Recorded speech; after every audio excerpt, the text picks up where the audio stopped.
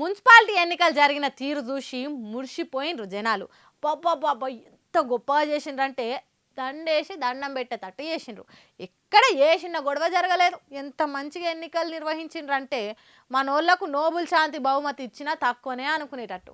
మరి ఎన్నికల తర్వాత ఎసోంటి పర్ఫార్మెన్స్ ఉన్నదో కూడా చూడాలి కదా. చలో అది కూడా చూసి తరించిపోదాం పాండ్రి. బాక్స్ నింపుకొని వెళ్ళిపోవని వచ్చింది. రిగ్గింగ్ చేసి బాక్స్ నింపుకొని మారుతాం అనుకున్నారు. ఈ బాక్స్ ఇక్కడికి ఎందుకు వస్తా సార్?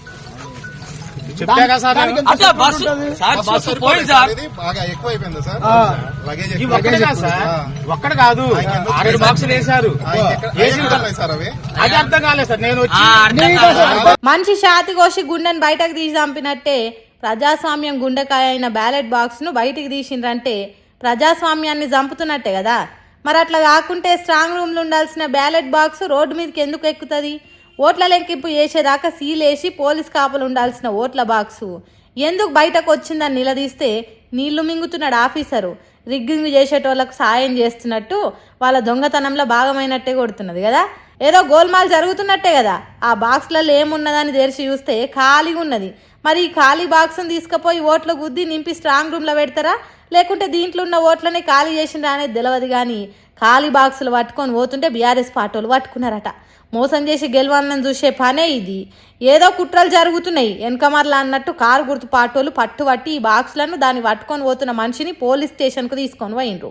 కొత్తగూడెం కార్పొరేషన్ ఎన్నికలల్లో కాంగ్రెస్ పార్టీలు ఏదో కొత్త ఉపాయం వేసిండ్రు.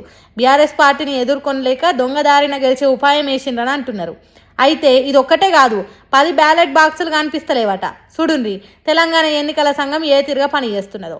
ఆఫీసర్లు ఎంత మంచిగా గురకబెట్టి వండుకున్నారు. పోలీసులు బ్యాలెట్ బాక్సులకు కావాలి ఎంత మంచిగా కాస్తున్నారు. ఈ ఎన్నికలు జరిగిన తీరు చూసి ఓట్లేసిన జనాలు మస్తు సంబరాలలో మునిగి తేలుతున్నారు కావచ్చు కదా. ఏం ఎన్నికల నిర్వహణ ఏం పద్ధతో పోన్రి అని తిట్టుకుంటున్నారట ఈ ముచ్చట తెలిసిన జనాలు. ఏదో అనుకుంటే ఇంకేదో జరిగింది, ఖాతం మొత్తం అడ్డం తిరిగింది.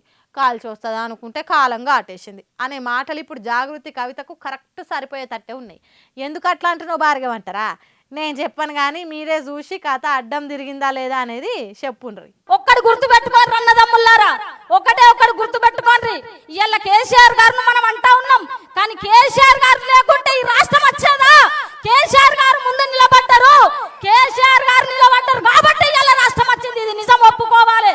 ఇవాళ కేసీఆర్ గారిని ఎంతో మంది తిడతా ఉన్నారు, ఎంతో మంది ఆడిపోసుకుంటా ఉన్నారు. కానీ ఈ రాష్ట్రం కోసము ప్రాణం పోయినా సరే అని 15-12 రోజులు ఇవాళ కేసీఆర్ గారు దీక్ష చేసి తెలంగాణ సాధించాడు. మనం అంటున్నాం లక్షలాది మంది మిద్దమం చేశాం, కేసీఆర్ వెనకాలే చేశాం. కానీ ముందు నిలబడ్డ వ్యక్తి ఇవాళ కేసీఆర్ గారు. ఇవాళ తిట్టినప్పుడల్లా మనకు బాధ అనిపిస్తుంది. కానీ కేసీఆర్ గారిని ఇలా డామినేట్ చేయడానికి కేసీఆర్ గారు ఇలా పోయి ఎక్కడో ఉన్నాడని ఎవరు మాట్లాడకూడదు.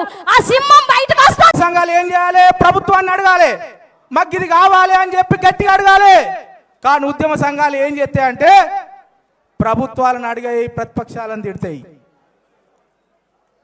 నాడు టిఆర్ఎస్ గవర్నమెంట్లో ఉన్నటువంటి కేసీఆర్ గారు గట్టిగా అడిగేది ఉంటే ఇక్కడికి వచ్చేది కాదు.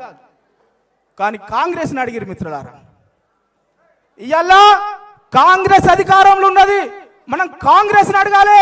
ఇప్పుడు మళ్ళీ టీఆర్ఎస్ని అడుగుతున్నాం మిత్రులారా. అంటే తలకాయ నొప్పి గోలి ఇక్కడ ఉంటే మందు మోకాలు పెట్టుకుంటాను.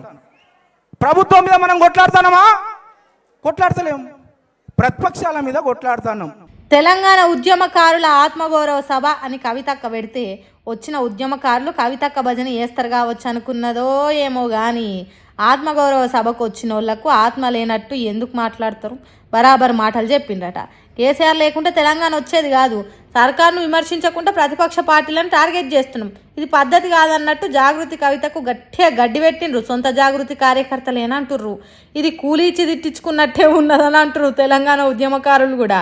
తెలంగాణ ఉద్యమకారులకు ఆత్మగౌరవం లేకుండా అవుతుంది కాబట్టి వాళ్ళ ఆత్మగౌరవానికి ఏ ఢోకా లేకుండా చూడాలి అన్నట్టు హైదరాబాద్లో ఉన్న బాగ్లింగంపల్లి ఏరియా ఆర్టీసీ కళ్యాణ మండపంలో పెద్ద సభ పెట్టిండ్రు జాగృతి లీడర్లు. హాగో ఆ కార్యానికి వచ్చిన తెలంగాణ ఉద్యమకారులు తమ ఆత్మగౌరవం ఎట్లా దెబ్బతింటాందో చెప్పకనే చెప్పి కవిత నెత్తి మీద మోటికాయలు వేసినంత పని చేసిండ్రట. అసలు పనులు ఇడిచబెట్టి కొసరు పనులు వేస్తున్నది జాగృతి అన్నట్టు మాట్లాడి కవిత కంట్లే కారం పడ్డట్టు మంట లేపిండ్రు. అందుకే కవిత ఏదో అనుకుంటే ఇంకేదో జరిగింది, కవిత కథ అడ్డం తిరిగింది అన్నట్టు మాట్లాడుకుంటున్నారట. ఆత్మగౌరవ సభలో మాట్లాడిన జాగృతి కార్యకర్తల మాటలు ఇన్నోళ్ళు. పాపం కవితక్క ఎంత బాధపడుతున్నదో ఏమో కదా ఈ మాటలు విన్నాక.